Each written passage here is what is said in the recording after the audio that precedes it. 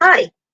So we're going to do the Real Housewives of Potomac, Season 7, Episode 10, Cleaning Up the Mess, December 11th, 2022.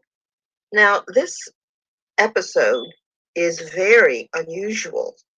The personalities are very different.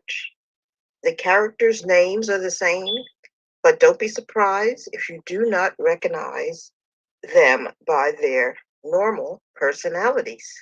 The girls are reviewing their trip to Miami, and Ashley says, everything is a fight with us now. And then they cut to Mia and Wendy fighting on the first night in the restaurant. And this is a different angle. And I could see that the drink Mia threw at Wendy actually had more liquid in it than I thought it had on the past showing. So I'm surprised that she only got her hair wet. And Wendy said to Mia, after Mia said that she should have called Peter to tell her she was coming to town, Wendy said, you mean to tell me I have to call some guy when I'm coming into town? I'm not here on business. So I could see it from Wendy's point of view with the way this was presented in this episode. But still, her initial visit with Peter only lasted a very short time. And this visit with Peter would have lasted even less time since she didn't have the money for the Nigerian restaurant and the deal was essentially dead. I mean, she could have said that in a couple of words, even on this visit. So they then go into Candiace and her Instagram soliloquy where she's saying that all of the bitches in the show are fake and none of them are loyal. Then they review the dinner where Candace was exposed by Ashley, saying that Karen was dating other men, which Candace denied that she ever said that about Karen. And then they reviewed that the girls went to a club, had a bunch of liquor, seemed to warm up to each other, but on the car ride home, Robin and Candiace were fighting, and Candiace was angry that Robin had exposed the Instagram video where she talked negatively about all of the girls on the show. So the first scene in this episode is Karen getting into a dry sauna. She's going to meditate for about 30 minutes. We see Ashley doing TikToks, and we see Mia getting ready for a very special day. Then we see Robin and Giselle talking about their show, Reasonably Shady, which is a podcast, which they say really blew up, getting lots of downloads and doing really, really well. So Giselle and Robin are shown planning another episode of their podcast, Reasonably Shady. It is, I believe, a live show. Then Giselle says her twins are having a birthday party and she has to prepare for that. Robin says she has a lot of stuff to do too in preparing for the live podcast. And also, she's trying to get the prenup done with Ron. And of course, she should have a clause in there about what would happen if somebody has an affair outside of the marriage. And then Giselle brings up that she heard that Wendy was really cuddling up to Robin when they were at the club in Miami at the end of the trip. Robin says, yeah, she says. Candice was saying, Robin, I love you so much. And Robin couldn't understand where this was coming from. Then we see a clip of Candice and her husband getting ready for a party. And they're out in the backyard. And she says, I don't want to step in any deer poop. So that's pretty nice. They have deer outside. And they're going to put up, guess what? A tent. The thing that Candice was complaining about so much when she went to Giselle's house when they were informed that Robin and Giselle were forming this podcast, Reasonably Shady, and she was having her house renovated. So now Candiace is going to put up a tent outside for a party to celebrate the fact that she has finally completed her executive MBA degree. And her husband says, well, where are we going to put the tent? She says, I don't know. She says, he says, how big is it? She says, I don't know. How far back does it go? She says, I don't know. So I guess that's a wasted MBA degree because you don't know any details of your party, although you are in charge of it. She said all she did was tell them to set it up. Then her husband says, we have invited Karen. And Candia says, yes, she invited Karen because she realized she was wrong in putting it out that she saw Karen going out of town with some other man. And she knew that she really should not have spoken anything about that because she really did not know anything that was going on. Then Candia says she also invited Robin because she says Robin is the person she trusts the most, and Robin had asked to meet with her to see what was going on.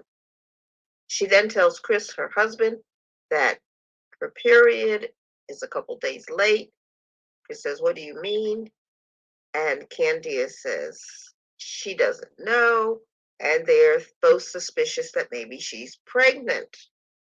Now, she has been taking hormones so that she can have eggs extracted from her ovary. So, more than likely, her period has just changed because of the hormones she's been taking. But we don't really know what she's been doing as far as this fertility process, but they are hinting that maybe Candiace is pregnant. Now, Candiace is smiling, Chris is smiling. Candy says, are you excited? He says, why wouldn't I be? And then he goes over, picks her up, and they look very happy. Now, Chris already has one child who's very old. He's probably about 16. And then he has two kids who we've seen on the show who are probably in their early teens.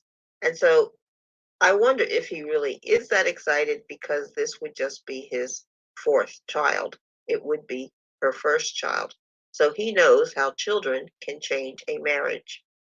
Next, we see a clip where Karen is expecting her friend Matt. Matt is a person she collaborates with frequently. She's known him for probably about 14 years, and she says they do magic together. He's going to help her with a live show, which she is not calling a podcast. She says the problem is that the girls on the show always seem to do things at the same time. And she's referring to the fact that Robin and Giselle have a very successful podcast, and now Karen is going to be doing something very similar and also live, just the way Giselle and Robin are doing. He says he doesn't think their podcast is very interesting, and he gives Karen a lot of ideas as to what she can do on her podcast to make her podcast interesting. And it sounds more like a Wendy Williams format where they're going to have the show called An Evening with the Grand Dame. They're going to have a conversational period. They're going to have musicians do 2 or 3 numbers. They're going to have her make a couple of costume changes and very elaborate. It'll be interesting to see how this all pans out. Karen is, of course, very excited. The next clip is of Wendy coming home. She was in Chicago. In Chicago, she had a full experience. She says she had pizza and hot dogs. And her husband doesn't like the way she says Chicago because she makes it sound more like Chicago. That irritates him. He says, "You're not a mobster. Calm down." And then they reveal that Wendy was a speaker at the University of Chicago Center for Gender and Sexuality. So I'm not exactly sure why Wendy was the speaker there. I don't know what her degrees are in, but that was an interesting revelation. Then Wendy reveals that she has an appointment for her kidney stone to be removed. She's tired of the pain and she just wants to have the kidney stone out. Then we see Robin and Candiace meeting at a restaurant, and the first thing Candiace asks is, "How are the people?" And it's revealed that Robin's hairdresser, who has been doing her hair for 16 years, has lost her sister and her brother-in-law in a car accident. And she is very, very upset, and they hug it out as Robin tears up. Robin, in this sensitive moment, realizing that life is short, says she wants to squash any type of stupid drama, which leads her into being ready to forgive and forget with Candiace. So Candiace tells Robin that she feels she's closest to Robin, and she was very upset that Robin revealed the Instagram footage at the table. And then, in typical Candiace fashion, she says, blaming Robin, that she could have done the revelation in private. She didn't have to do it at the table. My feeling is you put it on Instagram, it's public, and it has to go to everybody. That's how I feel about it. I don't know where Candiace feels she can do a public Instagram and then have it resolved with one person in private. It doesn't make sense. Robin says, "I understand." And she says, in the future, maybe be a little bit more specific as to who you're talking about. So they feel they have squashed this beef, but I still would not trust Candiace. She has not taken responsibility for putting the Instagram out and saying everything on it. And she has repeated that she meant every word that she said on the Instagram video. Next, we see a scene with Mia. She's surrounded by colorful balloons. She's greeting people, and she is celebrating the new addition to her business, the joint clinic in Washington, D.C. It's a beautiful day. She says they have over 14 joint offices over various states, and she has 8 offices that they just collect royalties on. And she promises she is bringing affordable chiropractic services to Washington, D.C. So Karen and a lot of other people come. They have a DJ, they have beverages. It looks like it's a very successful opening. They do a ribbon cutting. And that is the opening of the Joint Chiropractic in Washington, D.C., Cathedral Commons area. The next scene is Ashley's, and we see Ashley arriving with Dylan, and she's visiting her aunt, Monica. And I think that's her brother. So Ashley says, well, her husband just came back from Vegas and he wanted to visit the kids, but she wanted to take the kids over to visit her relatives. He said no, he wanted to spend the day with Dean. And so he told her to take just Dylan. Dylan is, of course, younger. And Ashley says he was yelling at her and they were arguing. And then Ashley confesses that she's really scared to be on her own. She's scared to be on her own with the kids and be responsible for taking care of the two boys. I think she has some fear of being in the house by herself without anyone else. Her relatives assure her that she's strong, she can do it, she'll be able to take care of the kids as she needs to. So basically, Ashley is not sure if she should split up with Michael because she feels she can't do it on her own.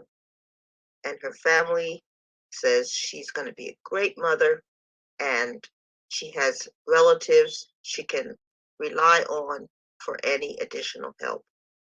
The thing is, Michael is old and he won't be around for a long time anyway.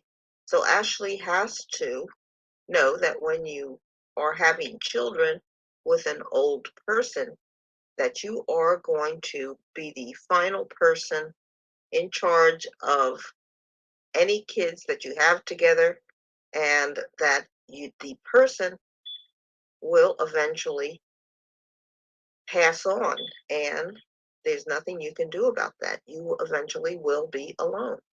The next scene, we see Candiace picking up her mother from the airport. The mother says it was a rough ride, and then Candiace reviews how she had a bad relationship with her mother. They argue a lot, and she even had a physical fight with her mother.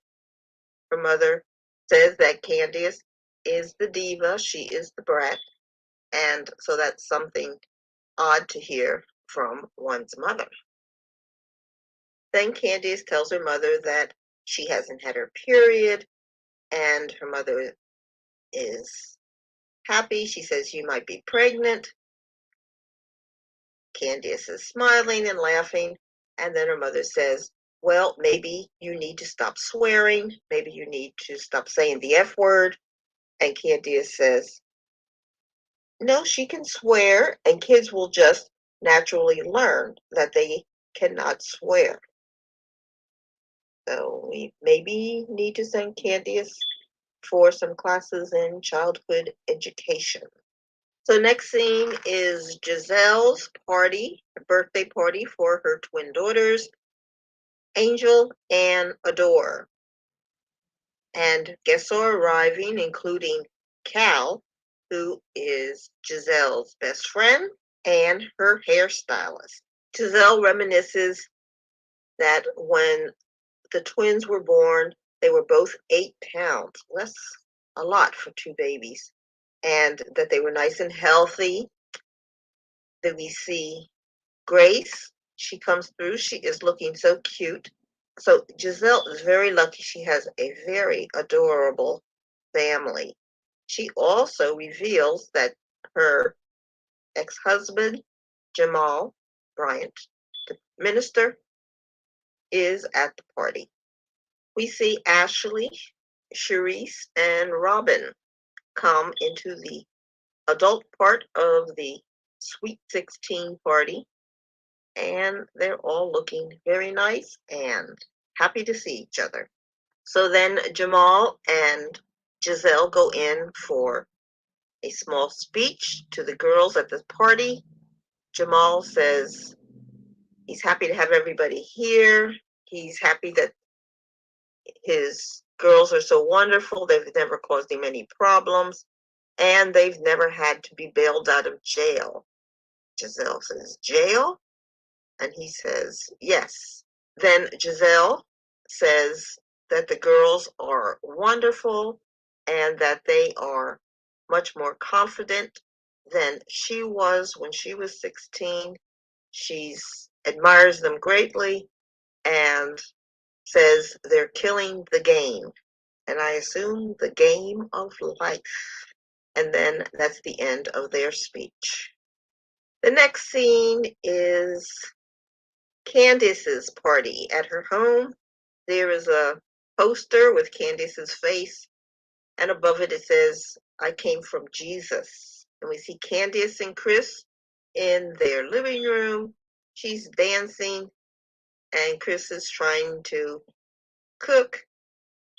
She sticks her butt out, and note that right next to her butt, Chris is holding one of the serving dishes. Yuck. So Candice and her mother go out to the tent, and in the tent they see a huge snake slithering around. Somehow or another they get it to leave. So this tent is much worse than Giselle's tent. So Giselle is not invited to this party, but we see Karen and her husband and Robin are coming to the party. Candice comes down the stairs and she has on her long wig that goes down to her rear end. And everybody is oohing and ahhing. Then we see Wendy and her husband come in, and Wendy keeps yelling 2 degrees, 2 degrees. And then she says, it's not 4 degrees, but it's better than 1 degree. Then we see Chris, the chef. He's doing barbecue. He's barbecuing London broil. Candice reveals that she took a pregnancy test this morning and it was negative. So she has to continue with her fertility process. We see a shot of Charisse, so she is there, and then we see Karen pressing Robin for the time of her wedding. She wants to know when the wedding is. Have they picked out the church? Does she have a dress? And Robin says that the wedding is going to be very small. It's just going to be 4 people, and that Karen will not be invited to the wedding. Karen says, only 4 people at a wedding, and she makes a face. Then Wendy comes over to where Robin is sitting. She sits down. Karen leaves, and Wendy is on her apology tour. She says basically that she is more able to reveal her true feelings when she is inebriated. Robin questions, where is this sincerity coming from? Because they've been having problems for over a year. And then they show a clip of Wendy berating Robin and saying that Robin doesn't have a relationship that she even cares about. So Wendy, to clarify, says, here I am. I'm coming to you twice so that you know that this is sincere. And she wants to apologize and she wants to clear things up for their relationship. Robin says, I appreciate that. Robin says, I don't know. Is there something you want me to acknowledge? Wendy says, well, yeah. Aren't you going to say you're sorry? Robin says, for what? Wendy says, aren't you going to say you're sorry you hurt my feelings? And Robin says, but I said all that. And Wendy says, aren't you going to say it again? So Robin says, okay, I'm sorry. And then Wendy claps her hands. Then Wendy comes over and gives her a big, phony hug.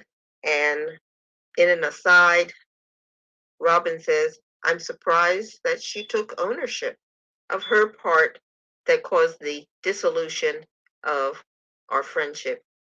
Next scene, we see Candice in the kitchen with Karen, and Candice says, remember that time when we were at the table and they said that I had said you were sneaking out with someone else?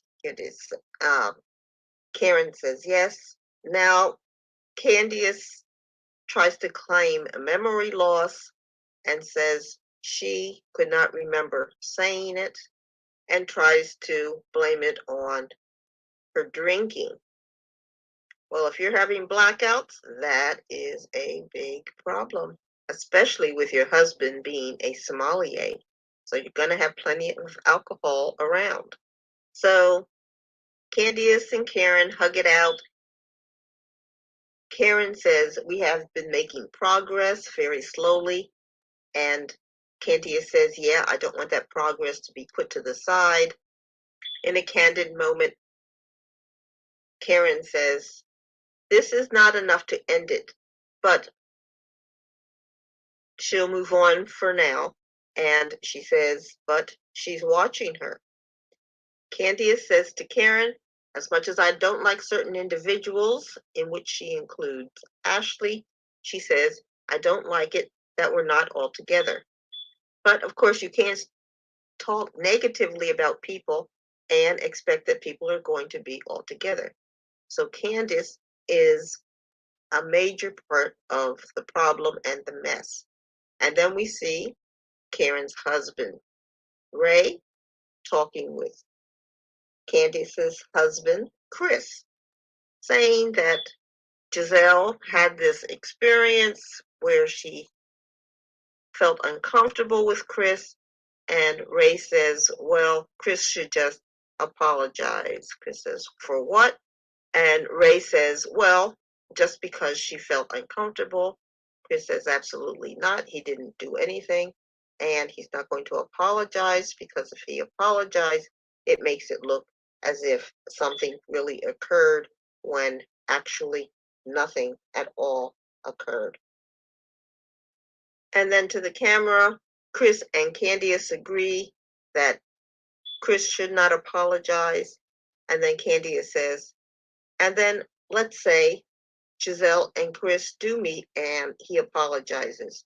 Who knows what else Giselle is going to say, because we never ever expected Giselle to say what she did.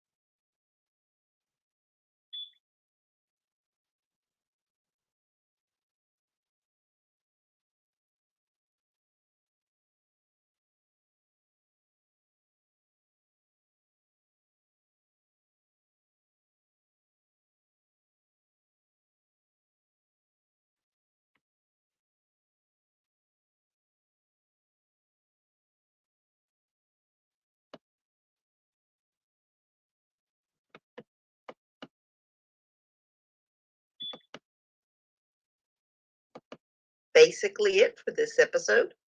Please like, share, comment, and subscribe. Bye.